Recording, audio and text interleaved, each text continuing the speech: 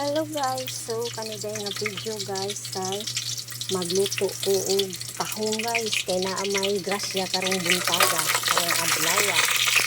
So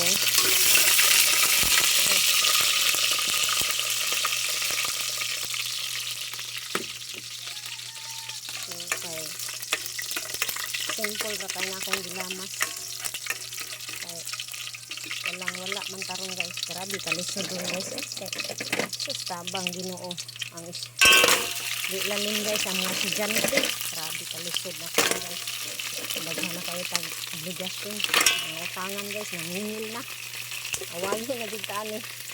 So di lang ako guys, basta na nangingil ako guys, magpaubos sa tikog mayo kay kung saon man wala takabayad na nag-ampo lagi ko sige sa Ginoo guys na makabayad ako pohon sa akong mga obligasyon. Diha makabuwan ako kabayad sa kuryente. Naaraman ni nagkunik sa kuryente kaya wala man ni kuryente. So ampo lagi ko sige kanunay guys sa Ginoo, siya ra gid akong sampiton tanan. So kaniday guys kay natag ni sa among silingan. Dako kay ko pasalamat kay makakaon ratah og lami guys na og mga manghatag. So kung pabor-paboran pa sa panahon guys, makakaon jud ni og sudong tarong.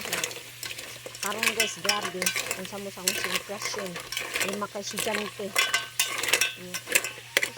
Lalim makaingon jud ko tabang Lord sa akong naon kada adlaw, plitihan lang daan. So ana ra na siya guys, matikon lang na nako, di na ko mangitagahang arte kay gasto na niya, wala tay saktong bala. So ako na siyang sabawon guys. So guys, humana day na nako og timpla diha guys. So ako na nambutangan og tubig.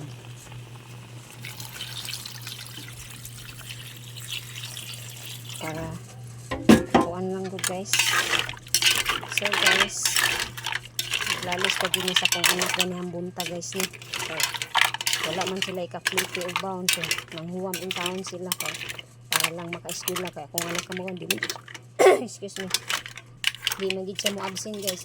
So naglalis mi kaya kunta siya pa eskwela ng college kaya may libre nga yan ginahon nagmayo eskwela na lang daw siya tisda kay daghan ko na kay sila niya di na matabang ang gastuhan project pa.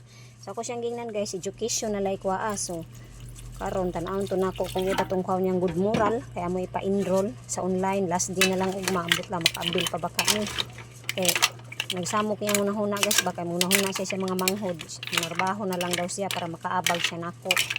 So mo na magtan-aw sila sa mong kalisod, panahon na lang siya, mulabaho na lang siya para makaabag siya nako. So guys, luto na ang ako ang tahong. So ako sana siyang pabukalon dihang dapita. So takpan sana ako. Thank you for watching. See you to next video and God bless you all. Salamat kayo sa inyong suporta, sa tanang mga comment o sa pag-share. Salamat kaayo sa walay hunong ninyong padayon pagsuporta. Bye for now.